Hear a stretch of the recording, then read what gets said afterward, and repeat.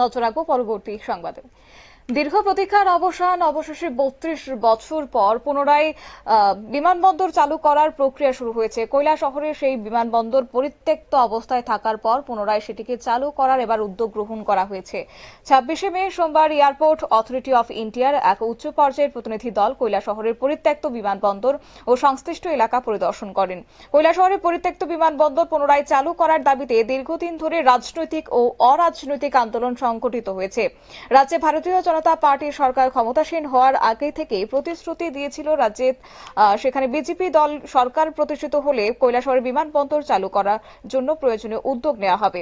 বর্তমানে রাজ্য ও কেন্দ্রে ভারতীয় জনতা পার্টির সরকার ক্ষমতাসীন রয়েছে, ফলে অবিভক্ত উত্তর জেলা ও পার্শ্ববর্তী আসাম রাজ্যের কাছাড় জেলার সাধারণ নাগরিকদের দীর্ঘদিনের দাবি ভারতীয় জনতা পার্টির সরকার বাস্তবায়িত করবে, এটা সকলের প্রত্যাশা ছিল। সোমবার এয়ারপোর্ট অথরিটি অফ ইন্ডিয়ার উচ্চ পর্যায়ের প্রতিনিধি দল পরিদর্শনের পর কৈলাসহরের পরিত্যক্ত বিমানবন্দর চালু হওয়ার প্রক্রিয়া অনেকাংশেই গতি পেয়েছে। অবশ্য এই প্রতিনিধি দলে ছিলেন এয়ারপোর্ট অথরিটি অফ ইন্ডিয়ার উত্তর পূর্বাঞ্চলের regional director M Rajkishore, Agartala Maharaja Birbikram airport authority director IAF Kailash Chander Meena সহ অন্যান্যরা। গোটা বিষয়কে কেন্দ্র করে কি জানিয়েছেন রিজিওনাল ডিরেক্টর এম রাজকিশোর, শুনুন।